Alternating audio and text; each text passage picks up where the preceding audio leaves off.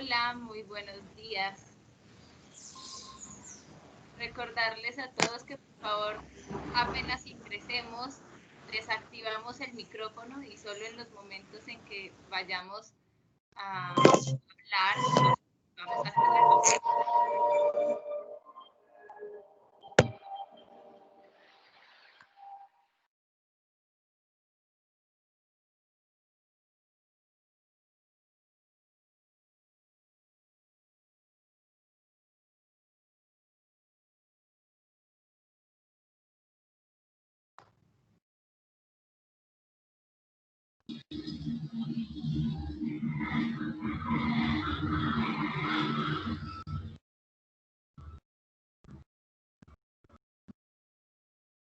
Bueno, muy buenos días para todos.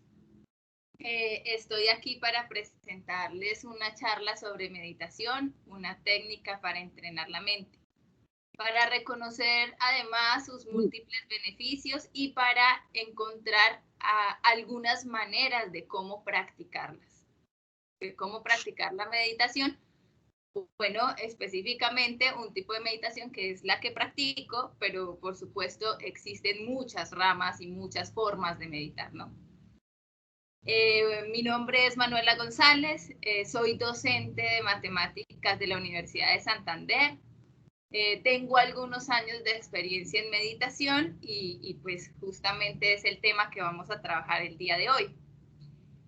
Quiero iniciar agradeciéndoles al Colegio de Jueces y Fiscales de Antioquia y a su comité de jubilados por hacer posible esta serie de charlas y por permitirme a mí compartir con ustedes estos temas. Además, quiero recordarles que con esta iniciativa se está apoyando a la Escuela Prema, que es una entidad sin ánimo de lucro que está ubicada en Piedecuesta, Santander, y que lleva más de 15 años aportándole a la comunidad herramientas para fortalecer el carácter.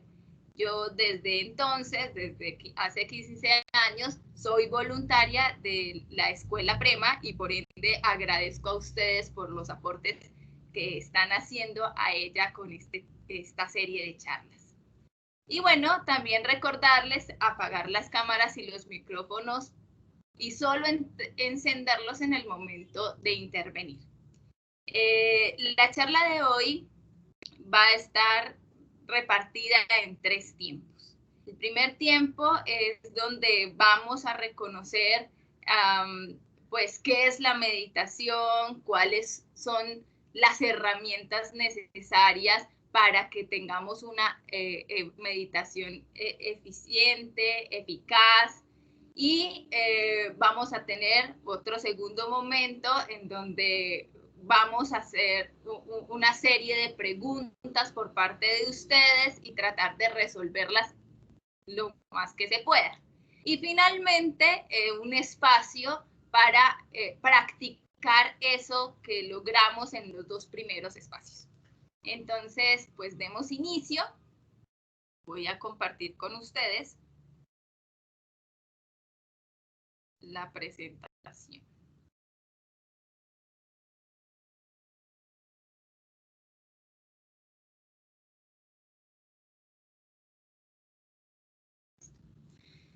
En la primera sesión que tuvimos, que hablamos sobre la mente, pues quisiera recordar un poco porque no está muy lejos de ello. O sea, la meditación la entendemos como esa herramienta necesaria para empezar a controlar nuestra mente, a manejarla y a hacernos conscientes de realmente quiénes somos. Entonces, como esa herramienta es importante de pronto hacer un breve resumen pequeño de qué es eso de la mente y de encontrar pues que efectivamente la meditación es una práctica y una técnica para entrenarla. Entonces, la mente es responsable de todo. En esa pequeña frase podríamos resumir gran parte de la primera sesión.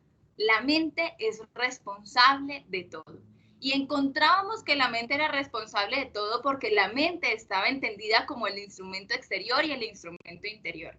y ese instrumento exterior que iba a estar compuesto por los sentidos, que nos iba a permitir ese contacto con el exterior, y la interacción con ese exterior era el que iba generando nuestra identidad que ya luego vista como instrumento interior, la mente, iba a partirse o a fragmentarse en 4 partes: ego, manas, buddhi y chitam. Y que ego lo entendíamos como esa parte de la mente que nos hace separados de los demás, que nos permite individualizarnos y reconocernos como entes separados de un todo. Y que en ese juego del ego estamos también activando manas, porque manas es no solo la identificación con ese cuerpo, sino también con los pensamientos y las emociones. Y ese círculo vicioso entre ego y manas permitía lo que en sánscrito se denomina como el samskara. Cuando yo alimento mi ego y alimento manas todo el tiempo, entonces estoy generando samskara. Y samskara es ese ciclo de nacimientos y muertes, ¿sí? Es decir, repetir una y otra vez las mismas experiencias porque no comprendemos nuestra real naturaleza. Entonces, en ese círculo del samskara tenemos que salir de ahí.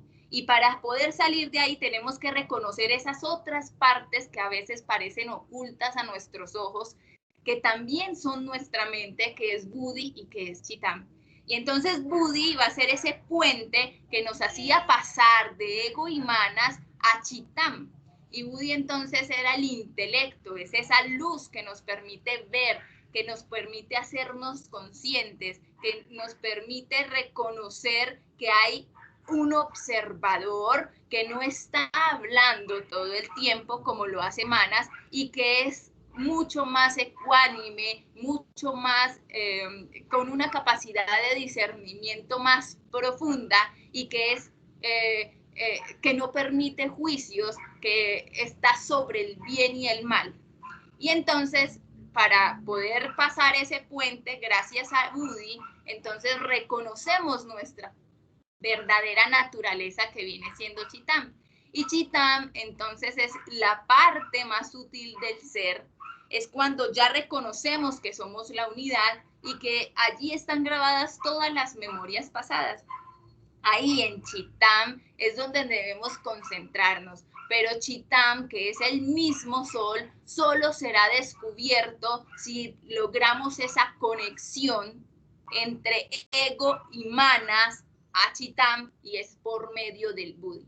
Y desarrollar buddhi, o permitir que sea el buddhi en nuestras vidas, no es otra cosa sino empezar a practicar o a entrenar nuestra mente de tal manera que no nos controle las emociones y los pensamientos, y permitir que ese espacio entre las nubes se empiecen a abrir para que los rayos del sol, que es chitam, empiecen a llegar a la tierra.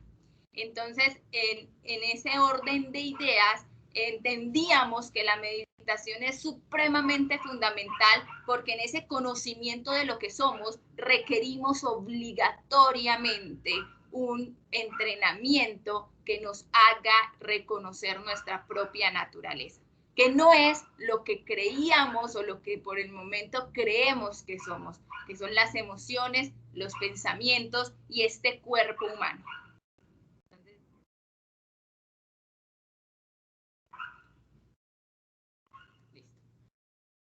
¿Qué es la meditación? ¿Qué es la meditación? En el budismo tibetano se dice que la meditación es familiarizarnos, ¿sí? OMG, OM, que representa esa familiarización con algo, y ese algo va a ser la acción virtuosa. Cuando nosotros meditamos, estamos buscando familiarizarnos con la acción virtuosa. Y es que es muy difícil que una persona meditadora no tenga acciones virtuosas. La meditación nos hace mejores seres humanos, y eso es algo que reconocemos como no solamente científicamente, sino que a través de las tradiciones milenarias se ha encontrado que esta práctica nos va a hacer mejores seres humanos. Entonces, les tengo esta historieta en donde Lucy va caminando y de repente se encuentra con Snoopy. Si nosotros imagináramos ese contexto en donde no cualquiera de nosotros vamos caminando y podemos encontrarnos con un perro que es conocido, existen múltiples posibilidades en la forma en que nosotros podamos actuar. Es decir, Lucy perfectamente pudo pasar por alto que Snoopy estaba ahí y de pronto no lo acaricia, sino pasa de largo. O Lucy, de pronto, si tuvo un mal día, es posible que hasta hubiese ofendido a Snoopy o hubiese hecho algún acto en contra de Snoopy, intentando como desquitarse con alguien que no tenía nada que ver con su situación mental, ¿sí? Pero en la historieta, Lucy tiene una actitud positiva. Y al tener esa actitud positiva, se acerca a Snoopy y lo acaricia, porque ve en él ternura y entonces lo quiere acariciar. Y en esa actitud positiva, intenta abrazarlo y Snoopy responde a ese abrazo. Snoopy y Lucy se puede decir que tienen acciones virtuosas. En ese momento estaban enriquecidos de acciones virtuosas. Su mente y sus emociones estaban claras y eso permitía ver la belleza del uno hacia el otro y por eso son correspondidos con el abrazo. Y finalmente, que por supuesto la última imagen no corresponde de pronto al tema o de pronto sí, pero para poner un antiejemplo, y es que Lucy termina diciendo después de ese abrazo que la felicidad es un perro cariñoso. Entonces, por supuesto que el acto mismo del abrazo va a generar bienestar en ambos. El bienestar no lo produce ni Lucy ni lo produce Snoopy, lo produce la acción virtuosa entre ellos, o la acción virtuosa que ellos ambos, la disposición de ambos para darse el abrazo y permitir encontrar la belleza del uno hacia el otro, ¿sí? Pero el bienestar es la gracia que se gana por una acción virtuosa. Y eso es importante reconocer. El bienestar no depende de nosotros. O bueno, sí depende, pero depende de qué tanta acción virtuosa yo tenga en mi vida, de qué tanta acción virtuosa esté practicando. Y por eso es muy importante la meditación, porque gracias a ella, fíjense, es ella, a partir de ella, la que nos va a ayudar a familiarizarnos con esas acciones virtuosas. Entonces, finalmente, pensar que la felicidad no está en el perro cariñoso, sino la felicidad está en qué tanta acción virtuosa yo tenga en mi vida. En el budismo hay una serie de pasos que son la preparación para la meditación, que se llaman paramitas. Paramitas entendidas como la virtud, ¿sí? Porque pues hablamos de acción virtuosa, pero todavía no hemos definido qué es eso. Entonces, la acción virtuosa, los pasos para llegar a tener esa virtud van a estar entendidos por los paramitas. Y los paramitas, si uno lo traduce al español, podría llegar a significar dos cosas. Una es perfección. O sea, se supone que en este camino, si nosotros seguimos las paramitas, significa que en algún momento vamos a encontrar la perfección. Y segundo, es aquello que nos ayuda a pasar a la otra orilla, ¿sí? Esa es la otra definición de los paramitas. Aquello que me ayuda a pasar a la otra orilla. Pero bueno, ¿qué hay en una orilla y qué hay en la otra orilla? En una orilla está ese círculo vicioso del samsara.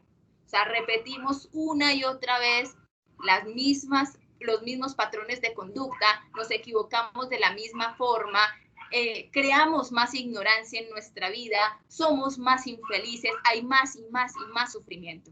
En cambio, al otro lado, en la otra orilla, vamos a encontrar el bienestar, vamos a encontrar bienaventuranza, vamos a encontrar la unidad, vamos a encontrar lo que somos. Vamos a abrir esas nubes para que Chitam pueda penetrar y pueda llegar a calentar la tierra. Eso significan las paramitas y para eso los budistas hacen toda una práctica rigurosa de estas 6 paramitas. Entonces encontramos la generosidad, la conducta correcta, la paciencia, la diligencia y fíjense dónde viene a estar la meditación y luego finalmente la sabiduría. O sea, la meditación, aunque es un tema que posiblemente escuchemos hoy en día y que ya sea algo muy común para todos, no es algo que sea tan sencillo de lograr, aunque no es imposible y tampoco es solo para los budistas. Por supuesto, todas las personas tenemos acceso a ella y podemos llegar a encontrar los beneficios de la meditación. Pero si queremos verdaderos resultados contundentes, pues necesitamos practicar no solo la meditación, sino las 4 paramitas anteriores, es decir, la generosidad, la conducta correcta, la paciencia y la diligencia. ¿Por qué la generosidad está de primera y no la conducta correcta? Esto tiene un orden y es como una especie de escalera. O sea, si necesitamos y si queremos en nuestra vida encontrar algún beneficio de ser felices, algún bienestar, es necesario hacerlo por pasos. Y no es que en algún momento específico digamos, es que ya logré la máxima de generosidad y entonces ahora empiezo a hacer conducta correcta y luego paso a la paciencia. No, por supuesto todo se va a dar al mismo tiempo. Sin embargo, la generosidad es ese primer paso en el que debemos concentrarnos. ¿Y por qué la generosidad es el primer paso? Uno se preguntaría, porque uno diría, pues es más fácil por la conducta correcta o de pronto nuestra lógica obedece que es a través de la conducta correcta. Y de pronto no lo es, porque es que no podemos tener conducta correcta cuando estamos muy apegados a las cosas y a las formas y a los nombres y a todo en el mundo. Necesitamos desapegarnos, aprender a desapegarnos, porque el apego, dice el Buda, que es la causa del sufrimiento. Y si la causa del sufrimiento es el apego, pues necesitamos en primera medida empezar a desapegarnos de las cosas y de las formas. Y en esa desidentificación con las cosas y las formas vamos a empezar a sentar las bases para poder tener una conducta correcta. Entonces la generosidad va a ser ese sentimiento de querer que todo el mundo esté bien, de dar lo mejor de mí y de ofrecer todo sin necesidad de recibir algo a cambio. La generosidad me ayuda en ese proceso de desprenderme de las cosas y creer que yo soy la dueña de todo. En esa medida, cuando ya logro ese nivel, puedo tener conducta correcta, porque es que no puedo tener conducta correcta cuando estoy tan apegada a algo y pretendo pensar que otra persona me lo va a quitar. Entonces llegan un montón de emociones negativas. Yo tengo una casa y es que es mi casa y es mi casa, y pensar nomás en el hecho que pierda mi casa ya genera miedo en mí. Pensar en el hecho que es mi casa y de pronto la pueda perder va a generar celos en mí por alguien más que va a obtener esa casa. Y si alguien ha de quitarme mi casa, entonces voy a sentir una ira enorme porque era mi casa. Entonces, una serie de emociones negativas, todas conducidas hacia nuestra destrucción de la construcción de lo que somos. Porque yo no soy eso. Y yo no soy mi casa. Y mi casa es algo que va y viene, como todas las cosas en el mundo.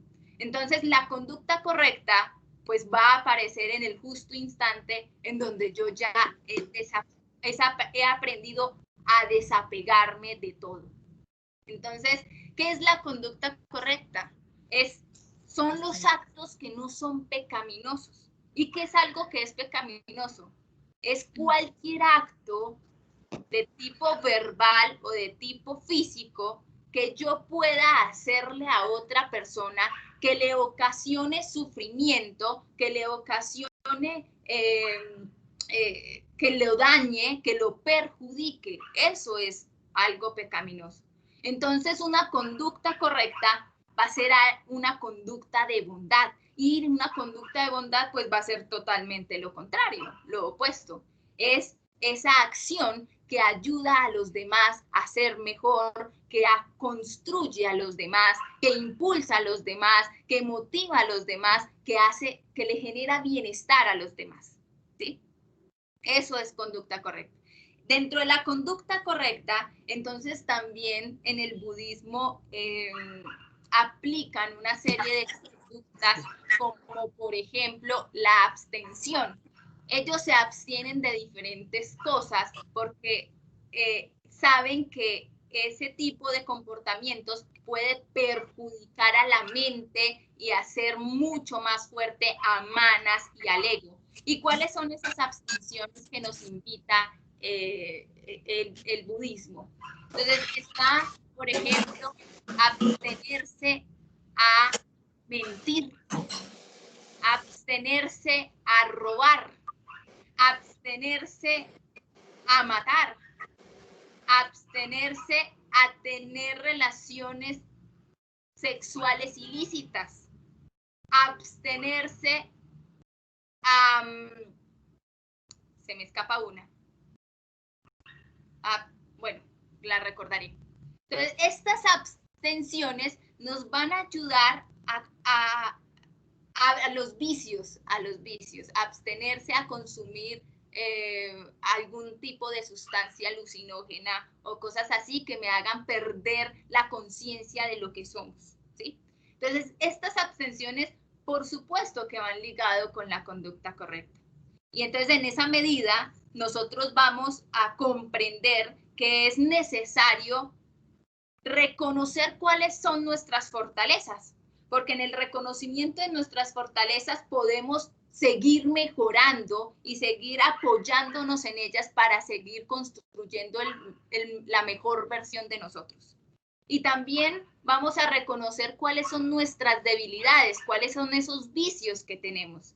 Y en la medida en que reconocemos esos vicios, entonces deseamos cambiarlos y empezamos a ejecutar acciones a favor de cambiar esas conductas viciosas que tenemos para que se conviertan en dármicas, que se conviertan en algo bondadoso, en conductas buenas.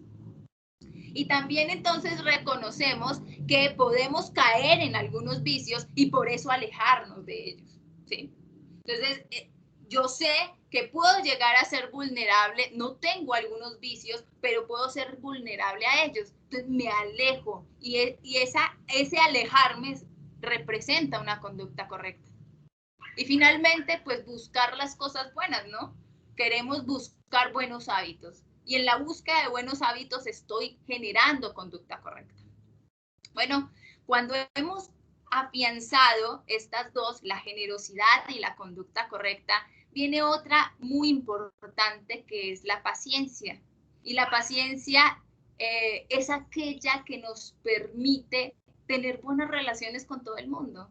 La paciencia es ese control que nos ayuda a equilibrarnos emocionalmente y que nos permite no solo buena conducta, sino ser también más generosos y además ver las cosas, empezar a ver las cosas con más claridad. Una persona que es paciente ve las cosas con claridad. Y entonces la paciencia, se dice en el budismo que la práctica, por ejemplo, de la generosidad nos va a ayudar a que no nos haga falta nadie, nada, absolutamente nada. Es decir, ustedes pueden ver en la humanidad personas que son muy generosas, miren su alrededor, su contexto, nunca les hace falta nada. Las personas generosas siempre tienen todo. O sea, lo básico, no van a entrar en una pobreza profunda. O sea, las personas generosas generalmente no son pobres a menos de que hayan tenido mucho karma en el pasado y que lo estén de pronto alivianando en una vida particular. Pero las personas generosas siempre, siempre tienen todo lo que necesitan a nivel económico y físico. Porque el universo devuelve la tercera ley de Newton. Toda acción tiene su reacción. Si yo soy generosa, el mundo es generoso conmigo. Ahora, una persona con conducta correcta siempre tiene un buen cuerpo. Y ese es el merecimiento de una conducta correcta, va a ser el buen cuerpo, el cuerpo físico saludable. Cuando yo no tengo un cuerpo físico saludable porque estoy llena de enfermedades, pues tengo que preguntarme en qué estoy fallando en mi conducta correcta, dónde no hay virtud en mi vida, qué tengo que empezar a cambiar. Y la persona que es paciente va a encontrar siempre buenos amigos. Una persona paciente siempre está rodeada de las mejores personas y todo el mundo la quiere o lo quiere. Una persona paciente es aquella que socialmente es rica, muy rica. Viene otro paramita que es la diligencia. Y la diligencia es ese motor, es la motivación que nos impulsa a seguir el objetivo de iluminarnos. No hemos hablado sobre la iluminación, pero eso que está al otro lado de la orilla, o sea, la otra orilla, es la iluminación. Y la iluminación no la vamos a entender como quizá de pronto la venden dentro de las culturas orientales. Podemos aterrizarla un poco. La iluminación no es más que felicidad y bienestar, no es más que bienaventuranza, que sentirnos plenos, que sentirnos ecuánimes, que sentirnos que a pesar de que pueda suceder muchas cosas en el mundo, yo conservo mi paz interior. Eso es estar iluminado. Y la diligencia es ese motor que me impulsa a llegar a esa orilla de sentirme ecuánime, completamente ecuánime frente a cualquier situación, porque sé que las cosas son pasajeras, y sentirme y anclarme ahí porque estoy empezando a reconocer la unidad. La diligencia es la determinación que tengo para alcanzar el objetivo. Es entender que yo tengo un proceso y soy paciente para conseguir los frutos de mis acciones y de ese proceso, pero que tengo que hacerlo con disciplina, que lo tengo que hacer con devoción, con determinación, con una serie de emociones positivas y de actitud positiva que me lleve en algún momento a alcanzar el objetivo que deseo. La meditación. Entonces venimos a la meditación. Fíjense que, bueno, esto puede aparentemente resultar ser un poco complejo porque para llegar a meditar entonces tengo que ser generosa, tengo que tener conducta correcta, tengo que ser paciente, tengo que ser diligente. Pues no necesariamente, pero si quiero conseguir los frutos de la meditación, sí requiero de todos esos pasos. Y pues estamos la vida y el tiempo es eterno y de tal manera pues tenemos toda la eternidad para lograrlo. Así que seamos pacientes y empecemos por el principio. Sin embargo, podemos empezar a reconocer un poco los frutos de la meditación al practicar diariamente bueno, la diligencia también nos ayuda justamente a anclarnos en la práctica de la meditación que me va a ayudar al objetivo final del reconocimiento de quién soy yo, de conocer mi propia naturaleza. Es decir, que no quiere decir que primero voy a ser generosa y después de que tenga conducta correcta y después de que tenga paciencia y después de que sea diligente, entonces voy a empezar a meditar. No, para nada. puedo empezar a meditar ya y en realidad tengo que empezar a meditar ya, porque es que se va alimentando una cosa con la otra. La meditación me hace mejor ser humano, por lo tanto voy a tener sentimientos más compasivos y voy a querer ser generosa y voy a tener conducta correcta y así sucesivamente. Entonces esa meditación es, lo contrario a la meditación sería la pereza. Encontramos que es muy difícil en muchos casos llegar a meditar porque tenemos y estamos tan abarrotados de ese gran pecado capital que es la pereza, que no nos permite ser.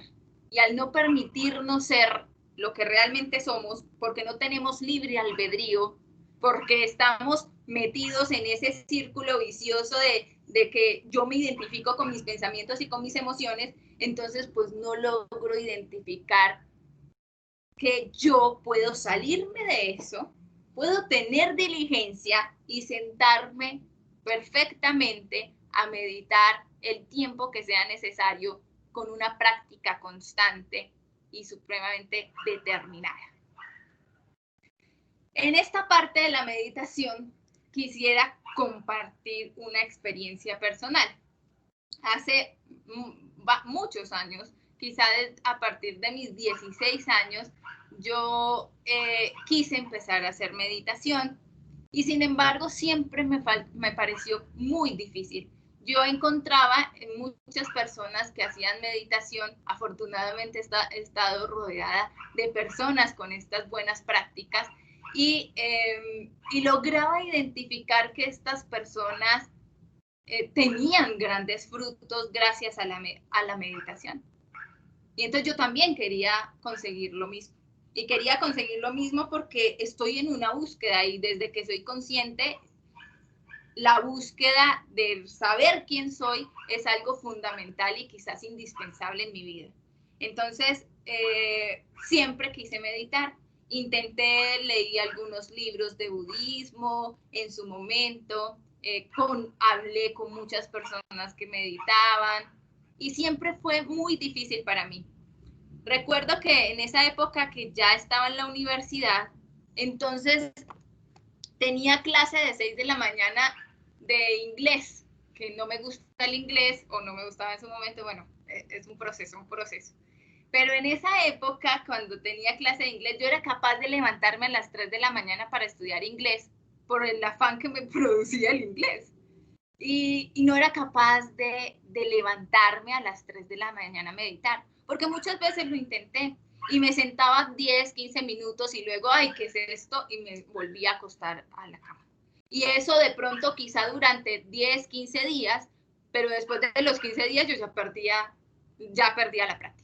Ya la perdía hasta que después pasaban 2 años más y alguien llegaba a mi vida y me decían lo maravilloso que era la meditación y yo otra vez con ese anhelo interno de que yo también quería meditar, pero eso era impresionantemente difícil para mí, o por lo menos esa era la forma en que veía que la meditación se relacionaba conmigo en el pasado.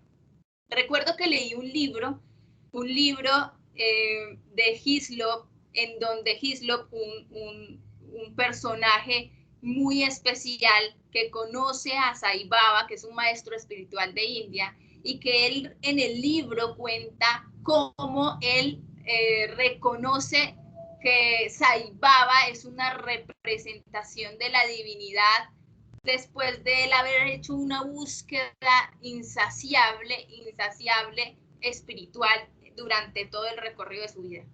Pero lo interesante de ese tiempo en el que hizo su búsqueda es que durante muchos años con su esposa, ellos se iban durante 3 meses cada año a Birmania a practicar una meditación que se llama Vipassana, que es justo la que yo practico.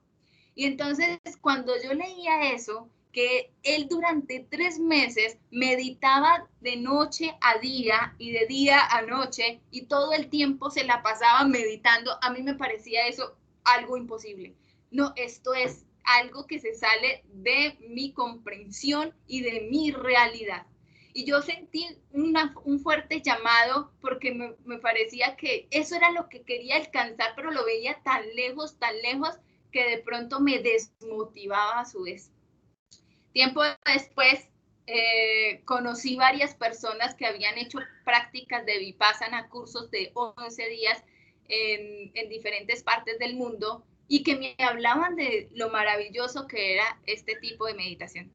Y yo decía, esto es imposible para mí. Yo a mis 16 años, cuando cumplía los 16, vivía en una casa de 2 pisos, y cuando mis amigas del colegio habían llegado a la casa a celebrar mi cumpleaños, bajé las escaleras tan rápido y salté las últimas 5 escaleras y me pegué con el muro del segundo piso en la frente y me llevó hacia atrás, haciéndome pegar fuertemente en la quinta vértebra con el filo de una de las escaleras.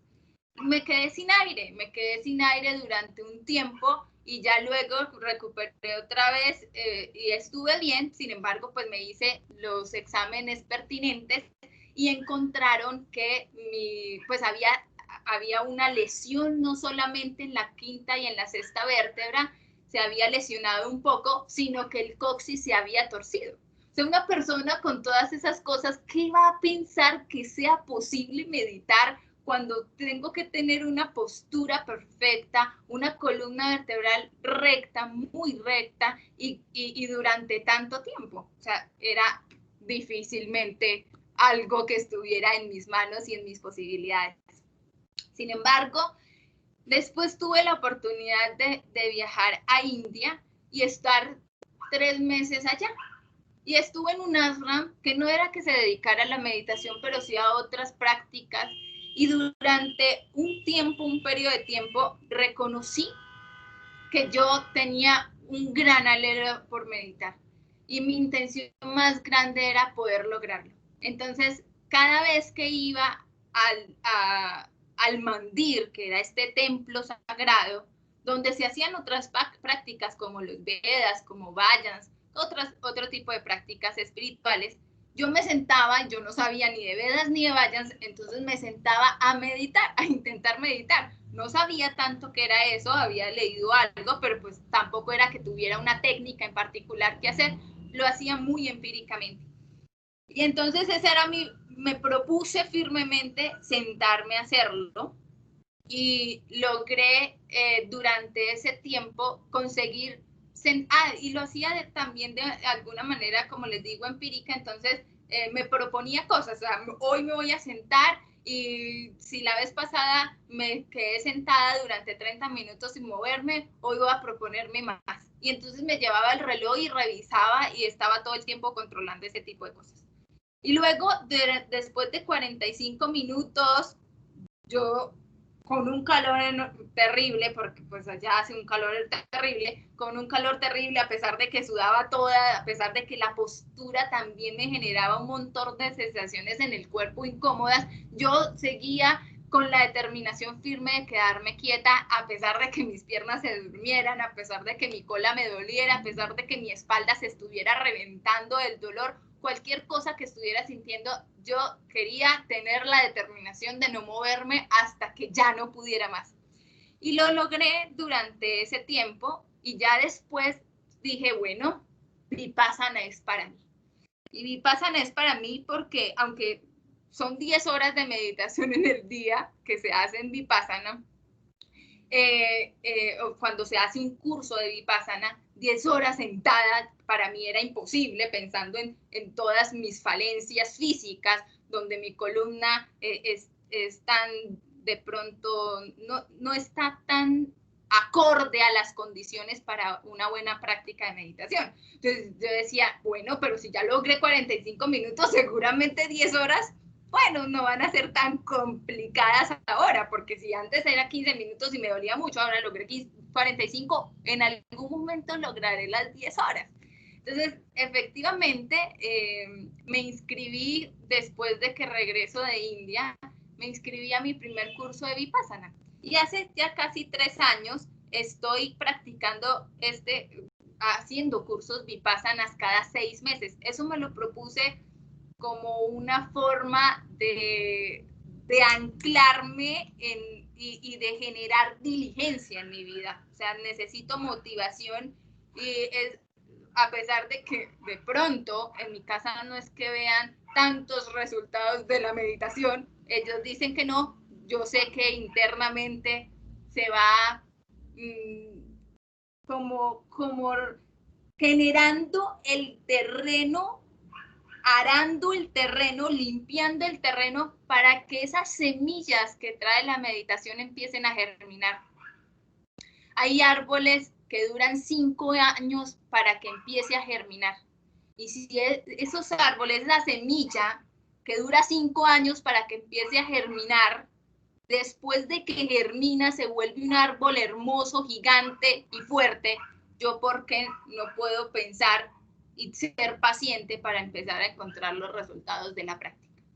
Siempre he estado en una búsqueda, entonces no es que yo haya tenido vicios en mi vida y por ende entonces la meditación me cambió y ya no tengo vicios. No es así, solo que de pronto esos beneficios profundos de la meditación están empezando a generar la fortaleza interior para que luego empiece a emanar, ¿sí? Bueno, y esa es mi historia con la meditación. Yo he hecho diferentes cursos Vipassana, ya han sido 5 cursos de 11 días de meditación, 10 horas cada día, es decir, que hay más o menos mal contadas, serían 500, un poco más horas, ¿sí? De práctica constante más las prácticas que uno puede hacer en casa, ¿sí? Obviamente que la idea es que uno practique también en casa la meditación y que no solo sea en ese lugar. Finalmente, cuando nosotros logramos anclarnos en la meditación de forma natural, espontánea, como el perfume de la flor, aparece la sabiduría. Y es esa sabiduría entendida como Chitán, ¿no? Cuando creemos que la sabiduría que es la comprensión de las cosas, no es comprender por el hecho de que estoy alejada, o sea, algo que está lejos mío, lo comprendo y lo asimilo. No es así, sino es que lo comprendo gracias a la experiencia que tengo de las cosas. Es decir, yo no aprendo de lo que está afuera, ¿sí? Y sigo mirando que las cosas están lejos de mí, sino la sabiduría es como tengo la experiencia de las cosas, yo soy las cosas, yo soy el todo y por ende hay sabiduría en mí. Es decir, en otras palabras, esa sabiduría se podría entender como Chitán, ¿sí? Y yo logro la sabiduría en la medida que hago las anteriores prácticas. Cuando uno se sienta a meditar, uno se pregunta, ¿qué rayos es eso? O sea, si yo me senté, ¿qué es lo que tengo que lograr? ¿Sí? Científicamente se dice que la meditación, ustedes ya saben que durante los últimos 30, 40 años se han hecho grandes estudios acerca de la meditación. Y entonces encontramos prácticas como el mindfulness, que es una práctica que el Dalai Lama verifica y certifica y que es como el apoyo del budismo hacia el occidente para que empiece a reconocer esta técnica como una necesidad, como una necesidad para este momento de crisis en la sociedad. O sea, la meditación no se ha globalizado por el hecho de que todas las cosas hoy en día son de moda, sino se han globalizado por la necesidad que actualmente tenemos todos los seres humanos. Hay tanto sufrimiento, hay tanta crisis, hay tanta ansiedad, hay tanta depresión que necesitamos herramientas para salir de ella. Y por ello la meditación es ese salvavidas que nos ayuda a centrarnos, a respirar, a ver a entender que las cosas pasan, a comprender que la felicidad la puedo lograr con una conducta correcta, que de pronto tengo que empezar a mejorar algunos aspectos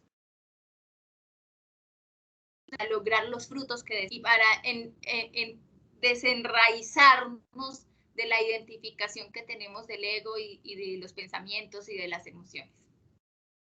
Entonces, en esa idea, la ciencia ha logrado grandes avances, y uno de esos avances importantes es que reconoce la meditación. Si lo vamos a ver a nivel físico, nosotros tenemos dos hemisferios cerebrales, ¿no? El hemisferio izquierdo y el hemisferio derecho. El hemisferio izquierdo es aquel que es analítico, que se dedica a razonar, a comprender, es el matemático, es el que reflexiona, etcétera, etcétera.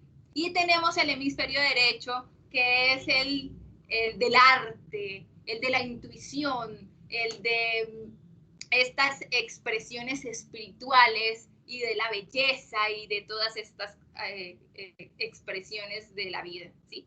Y en estos dos hemisferios generalmente hay divisiones, o sea, o normalmente desarrollamos un hemisferio o normalmente desarrollamos el otro, pero como que la conexión entre estos dos hemisferios es difícil de dar. Y solo se logra esa conexión entre los hemisferios en estados meditativos. Y eso lo ha logrado la ciencia descubrir. Y ellos dicen que la meditación, entonces, es setear el hemisferio izquierdo. ¿Y en qué consiste setear el hemisferio izquierdo? Que el hemisferio izquierdo, gracias a la atención, se fije en un punto focal. Y un punto focal, entonces, ¿qué puede ser? Puede ser la respiración, puede ser las sensaciones del cuerpo, puede ser un punto fijo. Muchos maestros en la antigüedad meditaban mirando una estrella en el firmamento. Puede ser con un mantra, puede ser con una oración, puede ser con una afirmación positiva que repito una y otra vez, etcétera, etcétera. O sea, cualquier cosa en donde todos mis sentidos estén concentrados en ese punto fijo, ¿sí? Cuando yo logro esa concentración, esa atención plena que lo hace mi hemisferio izquierdo, entonces el hemisferio derecho se conecta y hace una totalidad con el hemisferio izquierdo. Y entonces el hemisferio derecho, que no tiene reloj, no sabe del tiempo, no reconoce cuándo es pasado, presente, futuro, simplemente empieza a encontrarse en un estado que es lo que llamamos meditación, ¿sí?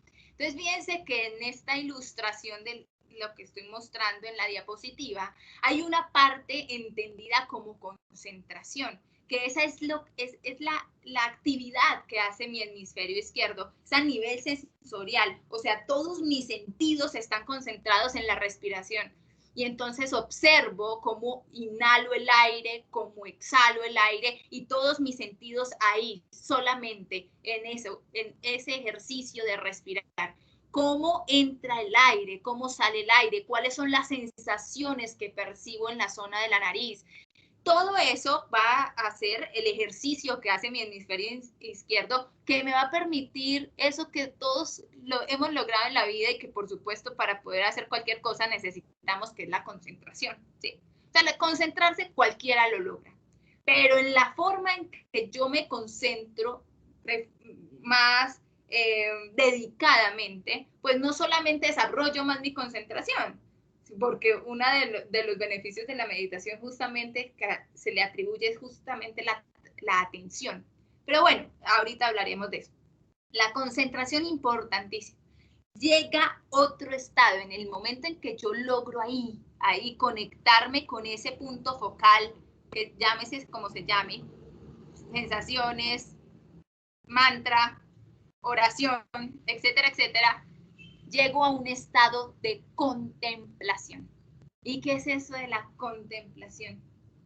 Estoy en el presente, en el ahora, solamente en el presente, solamente en el ahora. No hay pasado, no hay futuro, no hay jueces, no hay jueces. Es decir, pueden llegar pensamientos y yo los dejo ir. No los clasifico, no los determino con adjetivos. Llegan y se van. Llega un dolor a mi cuerpo. Llega y se va.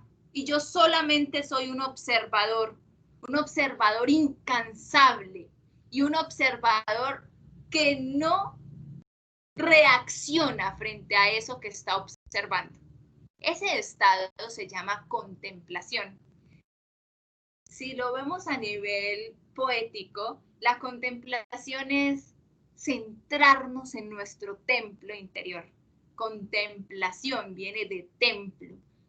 Llego a mi templo y ese templo es el Budi y me llego y me estabilizo ahí como observador simplemente. Y luego, cuando estoy en un estado contemplativo, quizá, y por gracia de mucha repetición, logre entrar en un estado meditativo. En la contemplación todavía hay diferencia entre el objeto que estoy observando, que es mi respiración, que son mis sensaciones, y yo que soy el observador. Todavía hay diferencia, pero cuando entramos en un estado meditativo, lo sabemos porque reconocemos la unidad, porque ya no hay diferencia ni en una cosa ni en la otra. El objeto y el que observa se han juntado, son uno, no hay individualidad, no hay separación. Cuando logro ese estado es porque ya he entrado a un nivel meditativo y va mucho más allá de los sentidos, mucho más allá de los sentidos. Es decir, que si ustedes me preguntan, yo no he meditado aún, yo permanezco en esta línea entre la concentración y la contemplación. Pero ese estado de meditación, quizá en algunos pequeños instantes he podido tener, pero permanecer en él es bastante complicado y por eso es la importancia de la práctica.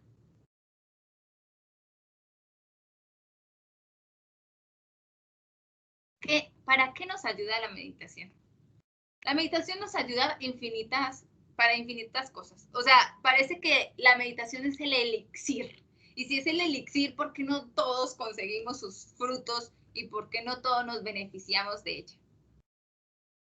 La ciencia, por ejemplo, a nivel físico, ha descubierto con todas sus investigaciones que es supremamente importante la meditación, porque cuando se ha hecho, por ejemplo, resonancia magnética a algunas personas que han estado en 3 días de meditación profunda, o sea, imagínense en el de Vipassana que hago de 11 días, que lo corten a solo 3 días, ¿sí? Meditación constante día y noche, todos los 3 días, y después de esos 3 días han encontrado que el hipocampo empieza a reestructurarse.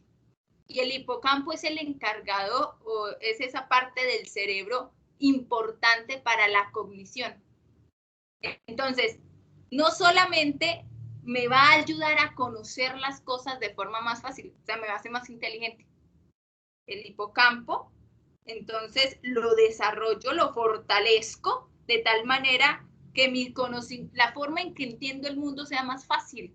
Entonces voy a mejorar eso y ustedes han escuchado también quizá que hacer meditación nos aleja mucho de la posibilidad de tener Alzheimer. ¿Y por qué? Porque el hipocampo lo vamos a fortalecer.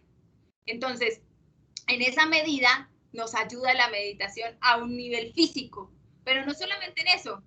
Se han encontrado también investigaciones. Bueno, pues yo les estaba diciendo de los 3 días. Resulta que estas personas que les hicieron unos exámenes antes de entrar en meditación y después de haber meditado, y no solo después de haber meditado esos 3 días, sino 4 o 5 meses después también hicieron exámenes y encontraron que, por ejemplo, para esas personas, todos los beneficios de la meditación les logró, de 3 días, les logró llegar hasta 4 meses después. O sea, después de 4 meses y después de esos 3 días no volvieron a meditar. Después de 4 meses ya se empezaron a desvanecer los beneficios de la meditación con 3 días. O sea, si nos sentamos 20 minutos, vamos a tener beneficios ya ahora.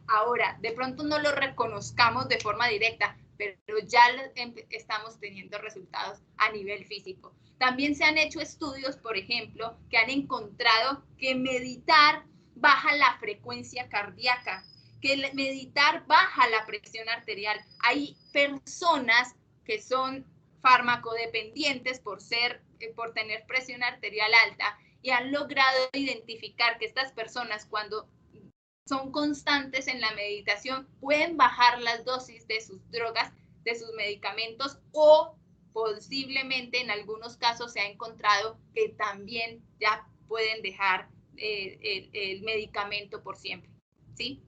Hay grandes investigaciones que dicen que las sustancias inflamatorias del cuerpo se bajan, los niveles de esa sustancia se bajan, el cortisol se baja, etcétera. Podemos encontrar muchas investigaciones al respecto. Pero la meditación en un nivel mucho más profundo, que es el que quizá todos queremos lograr y alcanzar más que cualquier otra cosa, es que nos va a llevar a la felicidad. Nos va a llevar a la felicidad. ¿Y cómo encontramos esa felicidad? En la medida en que entendemos la meditación como una práctica de escucha.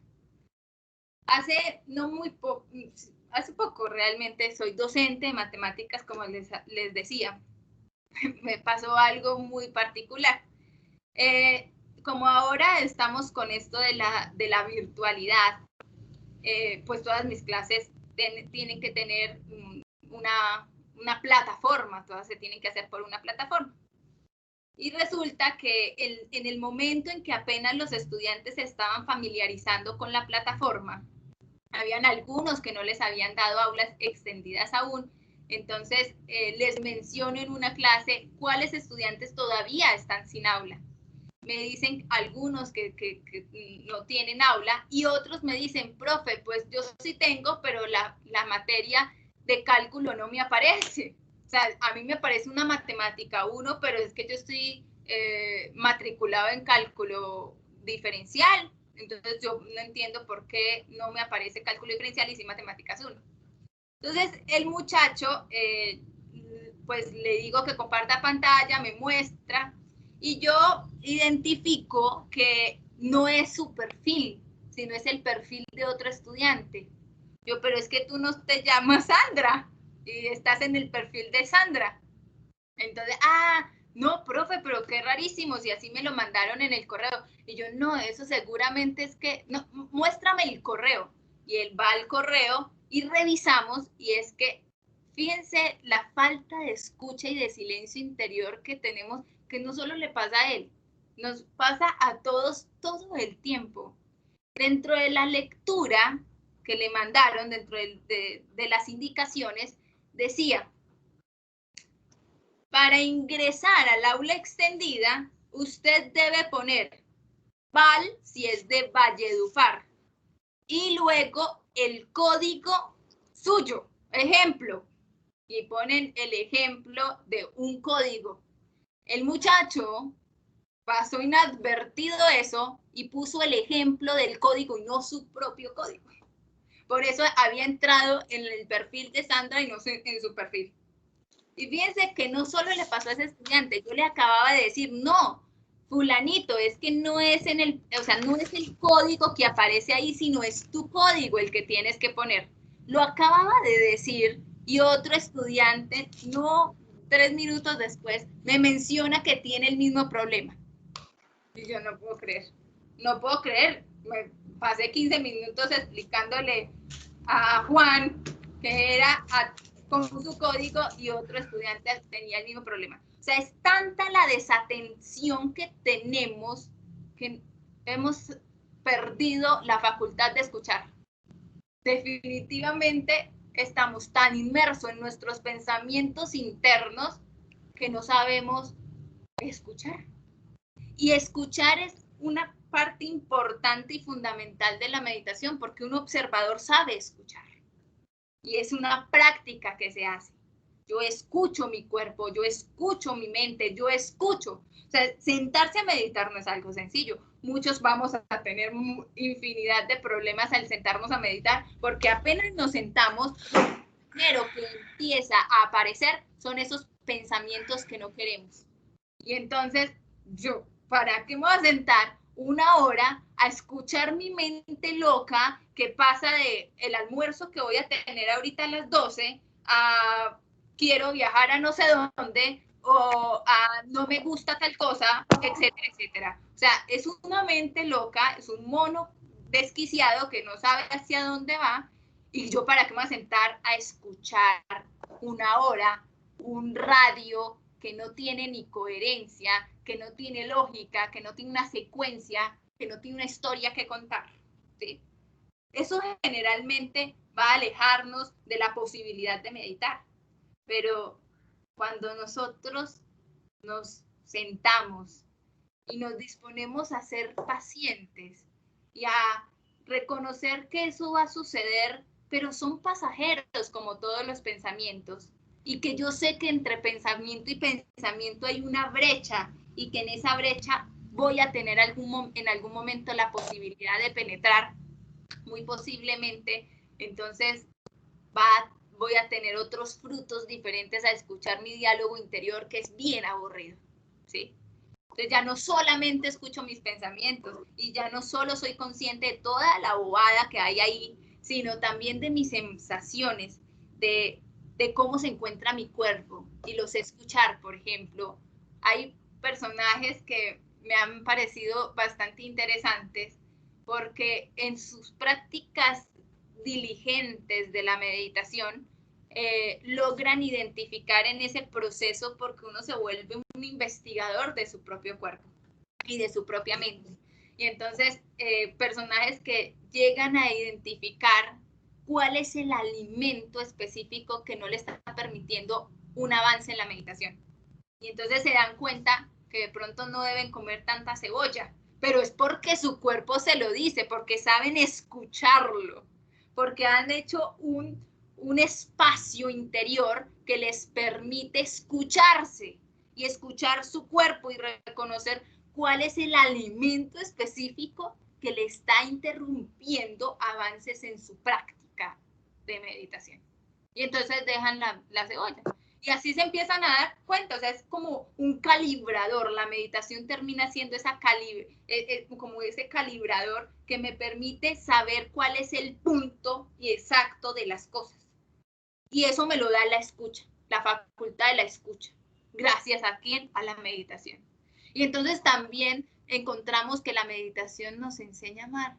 Y amar porque nos empezamos a amar a nosotros mismos. Dejamos de identificarnos con esa mente loca, ese primer momento en donde solo creo que soy los pensamientos absurdos que me pasan, y rompo ese espejo y me doy cuenta que hay una ventana de posibilidades de lo que soy, mucho más grande, mucho más, miren, más unificado. Ya no soy tan diverso, tan frágil, tan fragmentado, porque nos sentimos así, por eso tanto sufrimiento, por la fragmentación que sentimos que somos. Y entonces nos va a enseñar a amar y a reconocer que somos amor. Estamos hechos a imagen y semejanza de Dios, eso dice el Génesis. Si estamos hechos a imagen y semejanza de Dios, debo tener las cualidades de Dios. Y si tengo las cualidades de Dios y se dice que Dios es amor, es porque yo también soy amor, ¿sí? Y esa comprensión de que yo soy amor, solo lo encuentro sentándome, silenciándome, permitiendo que haya espacio interior, centrarme en mi templo, para que así como un compás, ustedes han visto el compás tiene dos puntas, ¿no? Una donde se ancla en el centro, pero si yo no la anclo en el centro, la otra parte del compás va a empezar a hacer dibujos que no tienen nada que ver con un círculo o una circunferencia. Entonces tengo que anclar el centro para que empiece a formarse la circunferencia perfecta. Y eso me lo permite la meditación. Y centrarme ahí me va a permitir descubrirme que yo soy amor. Y como soy amor, soy capaz de ofrecer amor. Y todos a mi alrededor quiero que estén bien. Crece mi necesidad de ser compasivo y yo no puedo concebirme como alguien alejado del otro y por eso me importa el otro, y si me importa el otro quiero hacer servicio, y si quiero hacer servicio es porque quiero que todos estén bien, porque quiero que todos logren lo que yo logro, porque todos somos la misma unidad, somos parte del mismo todo. Y la meditación me ayuda a encontrar ecuanimidad. Y ecuanimidad ya las mencioné, entendida como esa facultad que me permite ver las cosas de forma imparcial. O sea, yo no tengo por qué reconocer con adjetivos las situaciones que me suceden como buenas o malas, bonito, feo, etcétera. O sea, la polaridad, que hay tanta polaridad en este planeta, la polaridad es algo que necesitamos empezar a unificar, y esa unificación se va a dar gracias a la ecuanimidad. Cuando yo dejo de ver las cosas como bonitas o como feas o como algo que me disgusta o como algo que me gusta. En ese sentido, cuando unifico y cuando entiendo que todas las cosas pasan, que yo lo que siento en este momento sé que es pasajero, como también lo que pienso es pasajero, como la situación que me ocurre es pasajero, ¿por qué prestarle tanta atención si es pasajero? No tenemos por qué desgastarnos en las cosas que son pasajeras. Permanezcamos en la idea que es perenne, que es para siempre, y eso que es para siempre es la unidad. Es decir, es Dios, es decir, es el amor, es decir, es la conciencia, es decir, bueno, no le pongamos nombre porque la meditación tiene sus frutos a pesar de que seamos ateos, ¿sí? Pero es la bondad, es lo bueno, es el universo comprendido como ese principio en donde empezó a separarse, ¿sí? Y obvio que en todo este camino la meditación nos va a ayudar al autoconocimiento. O sea, reconocer ese chitam, esa naturaleza que yo soy. Los beneficios de la meditación, entonces, a nivel científico, están entendidos como estas 4. Atencionales, o sea, obvio nos ayuda a concentrarnos en las cosas y por ende muchas empresas ahora hace que sus empleados practiquen meditación porque los va a volver más proactivos, totalmente más proactivos. Ya se van a sentar 1 hora y esa hora es a trabajar porque su atención está plena en eso y no se dispersan con tanta facilidad como normalmente nos ocurre.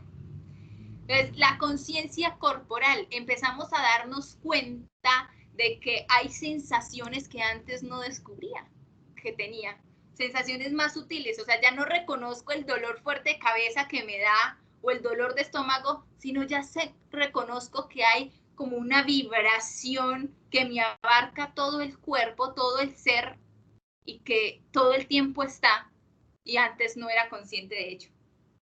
Entonces, me hace dar cuenta, como el caso que les comenté, que la cebolla, por ejemplo, me hace daño, o que, por ejemplo, cuando como carne me siento muy pesada y me siento más agresiva que antes, o como cosas como de ese tipo, ¿sí? Nos ayuda a entender ese tipo de cosas, y esos son los beneficios de la meditación. Regulación emocional, por supuesto, nuestras emociones van a ser altamente positivas. Esas emociones negativas cada vez van a ser menores, o si nos aparecen en un reducido lapso de tiempo, cada vez se va a reducir y reducir hasta que prácticamente desaparezcan, porque ya no tenemos ira, porque ya somos ecuánimes. Entonces, ¿para qué me voy a enfurecer si voy a volverme a calmar? Mejor no nos enfurezcamos. Pero eso se va dando de forma natural. La ecuanimidad no es algo que yo me imponga, sino es gracias a la práctica constante de la meditación que lo voy logrando. Y luego, una transformación de la identidad. ¿Y por qué es una transformación de la identidad? Porque dejo de identificarme con el ego y entonces ya entiendo que soy una unidad. Es decir, soy responsable de todo lo que me sucede y por ende yo tengo que hacer algo por eso que está sucediendo. O sea, yo soy responsable del sufrimiento del mundo también, porque he contribuido para ese sufrimiento. Entonces, en esa medida ya no soy un yo en minúscula, sino soy un yo en mayúscula, me veo como una unidad, soy la célula o una célula del mismo cuerpo y voy a hacer el mejor trabajo desde esa célula que soy para que todo el sistema de mi cuerpo funcione en la mejor forma posible. Bueno, ¿cuáles son los requisitos para meditar? Ya entrando en lo que representa esto la meditación, entonces vamos a tener, antes de empezar las preguntas, la segunda parte de las preguntas y luego finalizando con la meditación, ¿cuáles son los requisitos para meditar? ¿O cómo vamos a meditar? Como les decía, yo practico una meditación en particular que se llama Vipassana. Pero para entrar en Vipassana es necesario practicar otra meditación que es la antesala para Vipassana, que es Anapana. Y Anapana es la que vamos a practicar el día de hoy. Hay múltiples formas de meditar, como ya se los mencioné durante todo este lapso de tiempo. Pero Anapana es la que vamos, o la que yo hoy quiero recomendar. Los requisitos para meditar. Entonces, bueno, en la parte del cuerpo, físicamente, pues vamos a necesitar de una muy buena postura física. Ahorita, pues en la práctica, yo les mostraré cómo. Y no necesariamente tenemos que tener una postura específica, pero sí una postura cómoda con la columna vertebral recta. Hay otras meditaciones que sí te dicen que las manos tienen que estar en un mudra específico o que tengo que estar en las piernas como en flor de loto o medio loto o cosas como por ese estilo, ¿sí? Pero acá pues no es algo que vaya a ser de fuerza mayor. Necesitamos ropa holgada o ropa muy fresca que me permita estar en una posición el tiempo determinado que quiera, de 20, 15, media hora, una hora, etcétera, ¿sí? Que me permita estar lo más cómodo pues, posible. Necesitamos de pronto poner un aislante con el piso, es decir, una especie de tapete para sentarme sobre él y una almohada donde yo me pueda poner los glúteos. Necesitamos cerrar los ojos. En algunos casos, algunos pretenden que es a través de los ojos cerrados. En otros casos, si sentimos que es muy difícil para nosotros concentrarnos y que nos dormimos y que sentimos esa sensación de que definitivamente no podemos, entonces medio abiertos, mirando como un punto fijo muy cerca del piso, o sea, no vamos a abrir los ojos, sino más bien casi cerrados, y necesitamos concentrarnos en algo, ¿sí?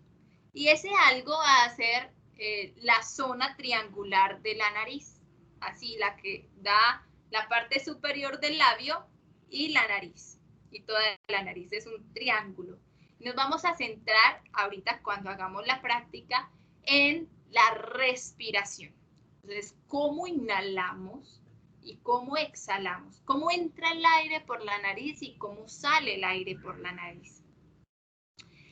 ¿Cómo son las sensaciones que voy experimentando en esa zona?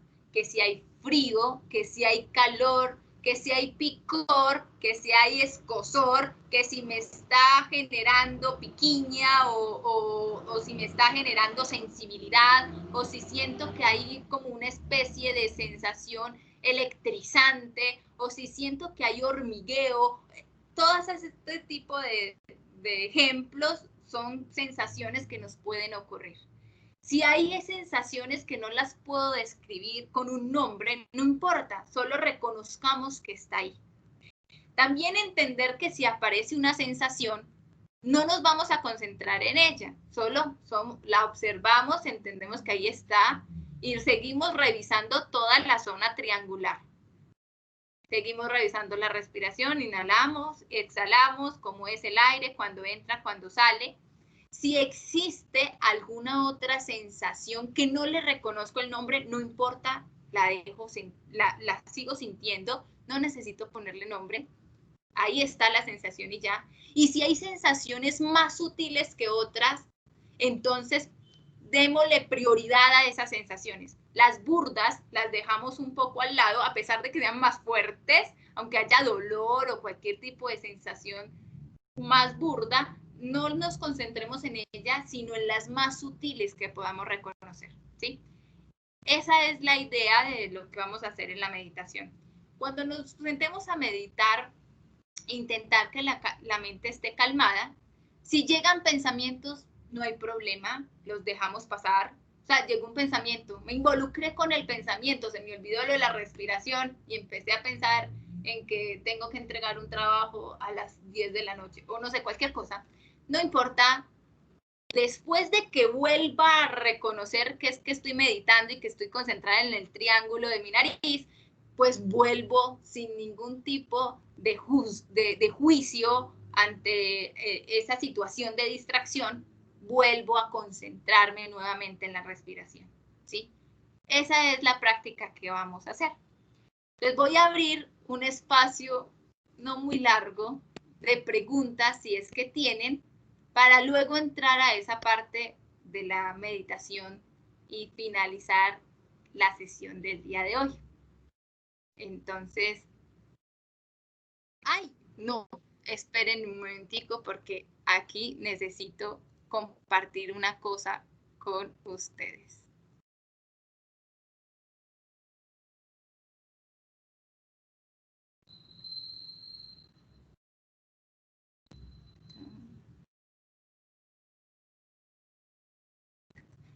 Luis, discúlpame, ¿será que estoy compartiendo pantalla o ya no?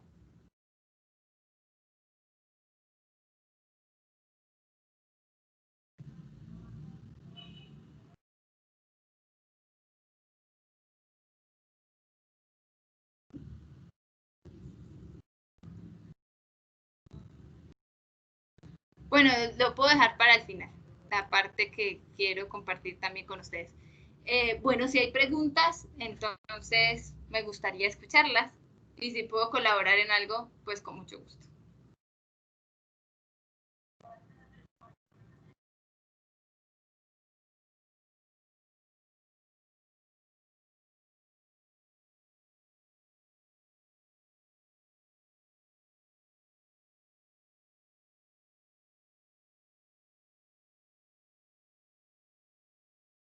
Aló, Manuela. Hola.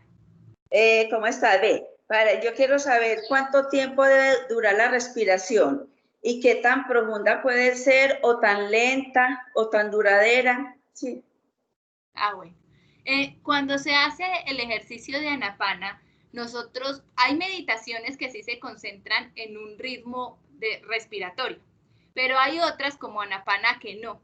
O sea, aquí no nos va a importar cómo va a ser la respiración, va a ser de forma natural, como siempre respiramos. O sea, somos conscientes de nuestra respiración del día común, ¿sí? Cómo inhalamos, cómo exhalamos, el tiempo que tenga que durar, no hagamos respiraciones profundas, a menos de que estemos perdiendo la concentración. Si estamos perdiendo la concentración, entonces podemos inhalar profundamente y exhalar profundamente, ¿sí? Podemos hacer 2 o 3 respiraciones profundas y ya después volvemos a nuestra respiración natural, la que generalmente tenemos. Hay personas y hay meditaciones, por ejemplo, que indican que la respiración tiene que ser abdominal. Claro que debe ser abdominal, es decir, ustedes se van a dar cuenta que en la medida de la práctica van a empezar a encontrar que su respiración va a ir cambiando pero eso se tiene que dar de forma natural. O sea, si vamos a practicar Anapana, tiene que ser de forma natural. solo que eso se reconoce con el tiempo de la práctica. Es decir, normalmente se nos olvida respirar. Y entonces cuando decimos una respiración profunda, hacemos esto. Y entonces inhalamos con los hombros. Y realmente ahí no es donde debe estar la respiración. La respiración tiene que ser abdominal. Y abdominal es que se hincha el estómago, como cuando es un bebé, el bebé se le hincha el estómago y se desinfla el estómago. Entonces es como si yo pusiera los dedos del centro juntos en el ombligo, y cuando inhalo, entonces veo que se me separan los dedos, y cuando exhalo, entonces siento que se vuelven a unir. En esa medida yo reconozco que estoy haciendo el proceso de inhalación y exhalación como debe ser, pero no es la meditación de Anapana. Anapana se va a concentrar en una meditación natural, como surja. Si se demoró mucho, se demoró mucho. Si se demoró poquito, se demoró poquito. Como surja, como normalmente respiramos. Con el tiempo se darán cuenta que la respiración va a empezar a transformarse y lo vamos a empezar a hacer abdominal. Pero naturalmente, sin exigírselo al cuerpo, ella va llegando. Bueno, otra cosita. ¿Cuál es el momento más adecuado para meditar? ¿Al levantarse, antes de acostarse, después de hacer ejercicio? Ok, bueno, eso también es muy importante. ¿Cuándo vamos a meditar? Hay prácticas que recomiendan las horas de la mañana, en madrugada, por ejemplo, antes de que salga el sol, antes de las 6 de la mañana, ¿sí? Entonces, de 4 a 6 de la mañana sería, digamos, que el momento más óptimo. ¿Por qué? Para nosotros iniciar. ¿Por qué? Porque son esos momentos en donde todavía estamos adormilados un poco, y entrar en un estado meditativo es eso, el cuerpo tiene que estar completamente relajado y la mente también. Entonces, en la hora de la madrugada la mente está muy calmada, y entonces nos va a permitir hacer el proceso de concentrarnos más fácilmente sin que lleguen a atacarnos los pensamientos uno con otro, ¿sí? Entonces es importante esa hora, es muy buena. Antes de acostarnos también podría ser muy buena. Esas serían como las 2 horas claves. Si tenemos otro tiempo, también en la hora del almuerzo, después del almuerzo, pero no inmediatamente después del almuerzo. Es muy bueno que la meditación la hagamos por lo menos después de haber, si es que la queremos hacer en cualquier momento del día, porque por supuesto se puede hacer en cualquier momento del día, pero 1 hora después de haber comido, ¿sí? O sea, si es desayuné o almorcé o cené, por lo menos 1 hora después. ¿Para qué? Para que la concentración sea mucho más sencilla. Si nosotros comemos, ustedes saben que después de la comida no queremos hacer mayor cosa, y no solo eso, sino que no vamos a tener la mejor disponibilidad para la meditación. Y vamos a empezar a sentir toda la actividad gastronómica, y no es la idea del ejercicio, ¿sí? Entonces, siempre tratar de que cuando meditemos nuestro estómago esté semivacío. Eso es importante también. No podemos meditar con un estómago lleno, muy lleno. Entonces, esa también es una recomendación. Y para ello también es importante tener en cuenta que no nos llenemos tanto. O sea, si empezamos una práctica de meditación, no nos llenemos tanto. Es decir, dejemos una tercera parte de nuestro estómago siempre vacío. Eso es una clave para meditar. No llenarnos al punto de estallarnos, porque no solamente no nos va a ayudar a la meditación, sino va a generar diferentes deficiencias en la salud. Entonces, una tercera parte de nuestro estómago tiene que estar vacío durante todo el día. Listo, muchas gracias.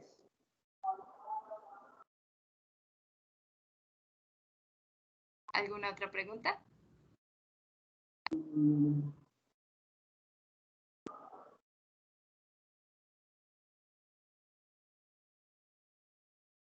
Buenos días, Manuela. De pronto, como canales de YouTube o donde hubieran ese tipo de meditaciones, o donde podemos consultar para empezar como el hábito. Okay, bueno. Por ejemplo, si están interesados en hacer cursos Vipassana, ustedes pueden encontrar, es más. Yo no sé si estoy compartiendo pantalla. ¿Sí? Sí. Sí. Estoy compartiendo pantalla, o sea, están viendo. Sí. Aquí, miren. Vipassana, Colombia. ¿Sí?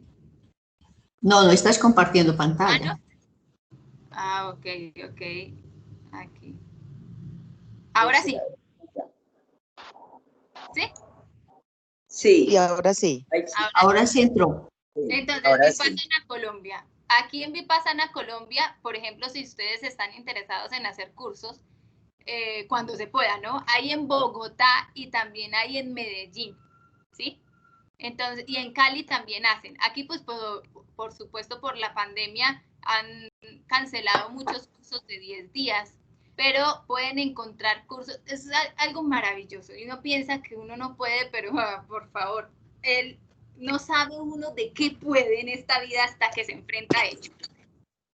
Entonces, yo me tardé muchos años para lograr hacer un curso de Vipassana. Hay algo importante en esto, antes de responderte también tu pregunta, más puedes buscar, es que ustedes no creen de pronto, porque uno piensa que está muy alejado y que solamente los budistas lo logran.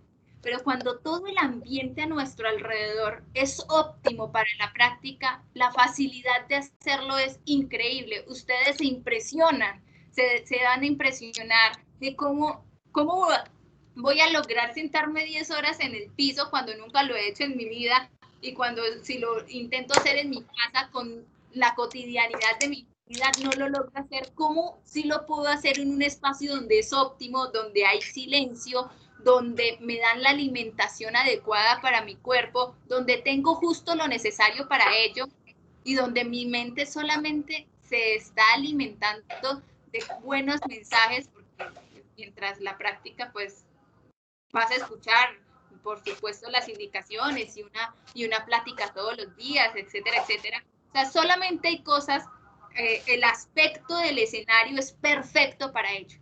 O sea, cuando nosotros creemos que no entendemos o que no somos capaces de hacer algo, es porque nuestro ambiente no está óptimo para ello. Pero solamente sumerjámonos en un ambiente así, nos daremos cuenta de la facilidad con la que podemos lograr esos estados meditativos y cualquier situación en la vida. Entonces, bueno, aquí pueden encontrar en Vipassana Colombia, ¿sí? Hay diferentes aplicaciones de meditación, pero saben que yo no lo hago, pero ustedes pueden buscar en Google aplicaciones para meditar y les recomiendan diferentes cosas. Yo solamente pues practico el Vipassana y de pronto no me quiero desconcentrar de la práctica, entonces no busco otros espacios, otros lugares. Pero aquí pues para que ustedes se encuentren. Y si no, pues busquen aplicaciones de la meditación en Google, que van a aparecer muchas y todas muy buenas, donde te cuentan el tiempo que meditas cada día, en donde te recomiendan prácticas diarias, etcétera, etcétera. Pero yo no practico esas cosas, entonces por eso no las sé. Pero si con gusto me pongo en la tarea de buscar y les puedo mandar, ¿sí? Yo no sé con quién y después de eso lo pueden reproducir.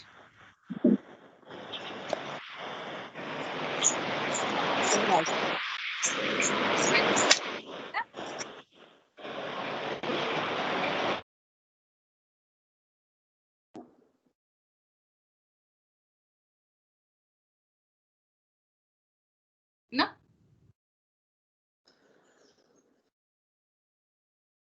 Okay.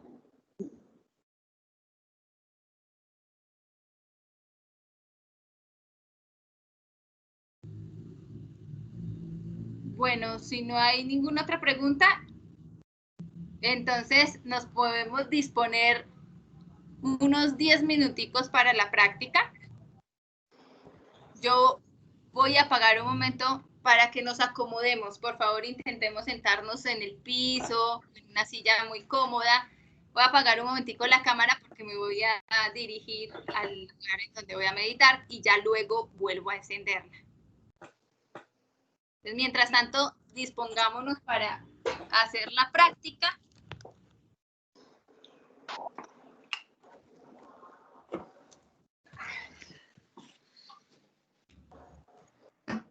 ¿Dónde está ahí?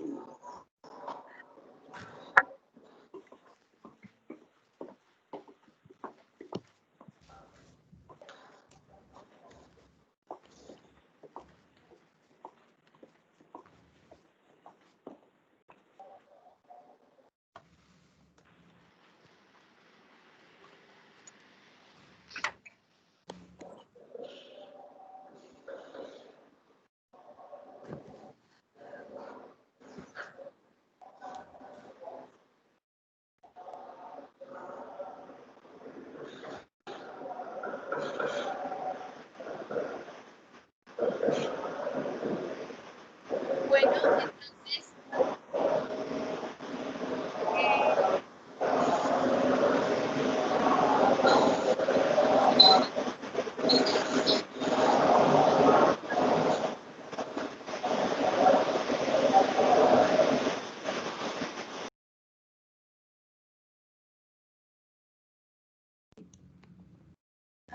bueno, entonces, ay, pero es que no se me ve. Ustedes van a elegir la mejor postura para ustedes, ¿sí? Pero en mi caso, yo tengo un cojín que he doblado en dos para sentirme un poco más alta. Me siento sobre él y hago una postura de medio loto.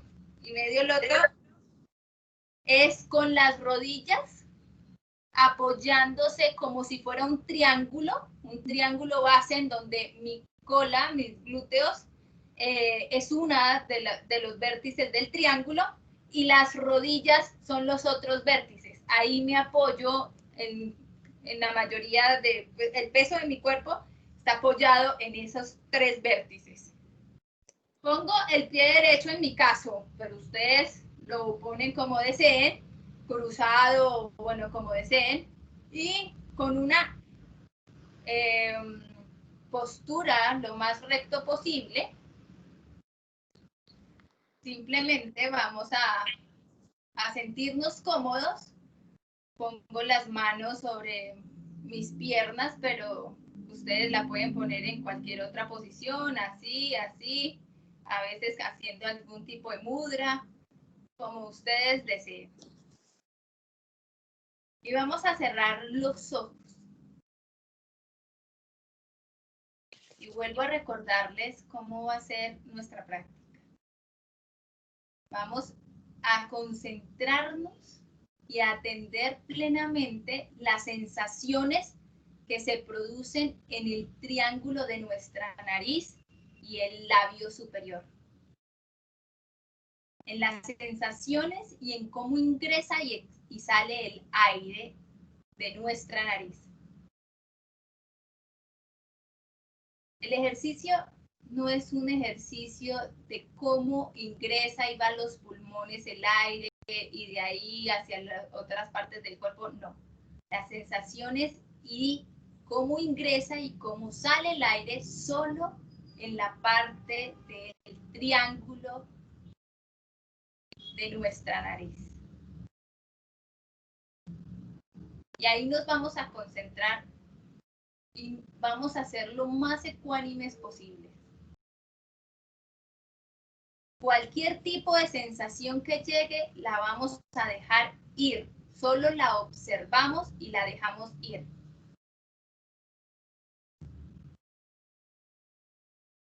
Y lo vamos a hacer durante los próximos minutos en completo silencio.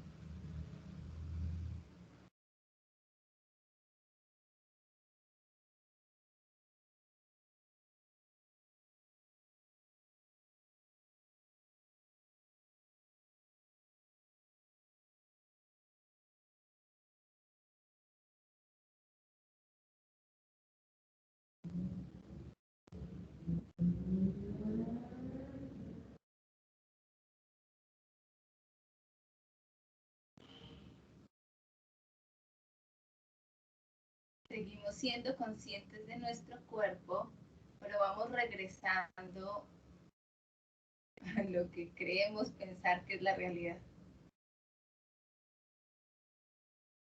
Bueno, era solamente un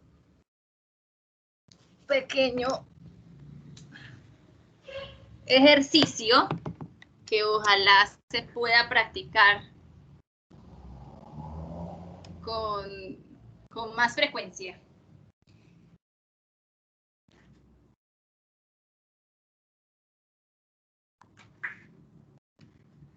Bueno,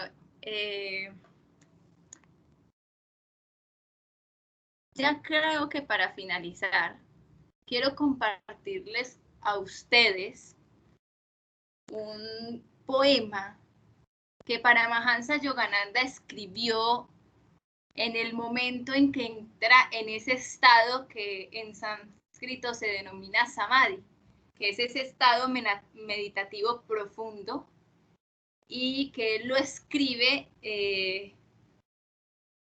y que lo recopila dentro de su libro Autobiografía de un Yogi. Paramahansa Yogananda es quien trae el yoga, Kriya Yoga, al occidente.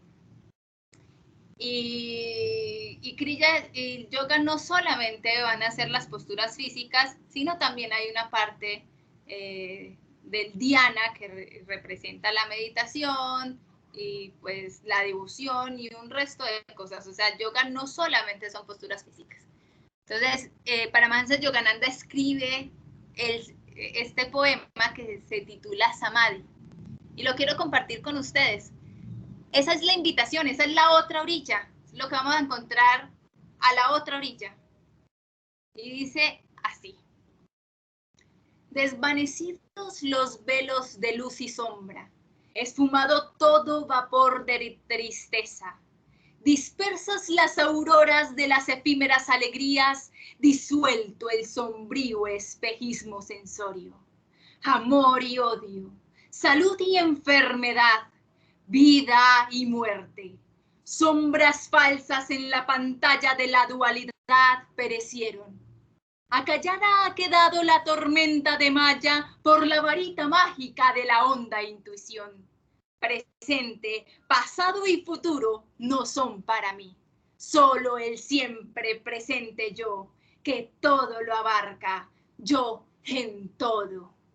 Planetas, estrellas, polvo de estrellas, la Tierra, erupciones volcánicas de cataclismos finales, la hornanza donde se forja la creación, glaciares de silenciosos rayos X, inundaciones de ardientes electrones, pensamientos de todos los hombres, pasados, presentes y venideros.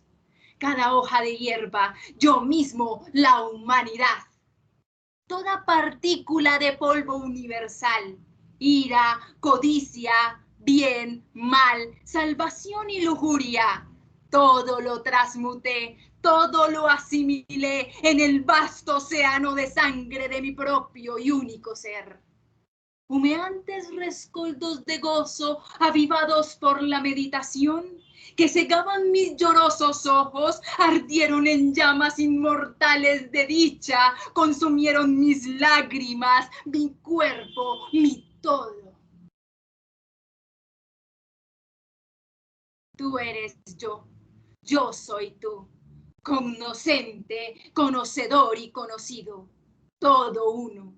Apacible, inalterable emoción, eternamente viviente, paz siempre renovada, gozo más allá de toda expectación imaginada, es la bienaventuranza del Samadhi. No un inconsciente estado o anestesia mental sin regreso voluntario. El Samadhi extiende mi reino consciente, más allá de los límites de mi ser mortal, hacia el más lejano confín de la eternidad, donde yo, el mar cósmico, contemplo al pequeño ego flotando en mí. Los móviles murmullos de los átomos resultan audibles. La oscura tierra, las montañas y los valles se licúan.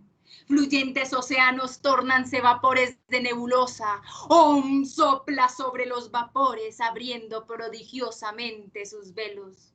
Los océanos aparecen revelados en luminosos electrones hasta que al fin el sonido del tambor cósmico desvanece las materiales luces en eternos rayos de omnipresente bienaventuranza. El gozo vine, por el gozo vivo y en el sagrado gozo fundo mi ser. Océano de la mente, bebo todas las olas de la creación. Los 4 velos de sólidos, líquidos, vapores y los se elevan libres. Yo, presente en todo, entro en el grandioso yo. Partieron para siempre las ágiles y cintilantes sombras de la mortal memoria. Mi cielo mental está totalmente despejado, abajo, adelante y muy en lo alto. La eternidad y yo, un solo rayo, unidos somos. Yo, una pequeña burbuja de risa, me he convertido en el mismo mar de la dicha. Bueno, muchísimas gracias por permanecer en esta charla. Muchísimas gracias al Comité de Jubilados del Colegio de Jueces y Fiscales de Antioquia por la invitación. Y bueno.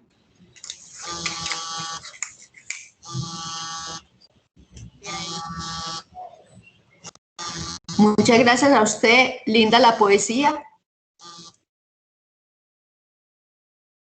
Gracias, Manuela. Muy linda la charla. Muy buenas tardes. Muchísimas gracias, Manuela.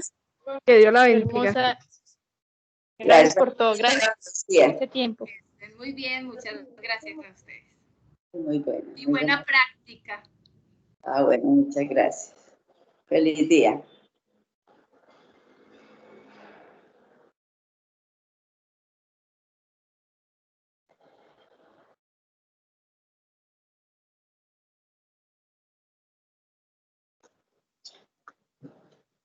Bueno.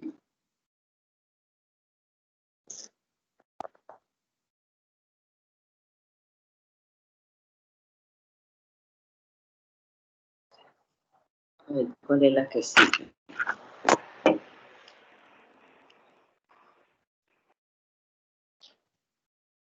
Interesante. Muchas gracias.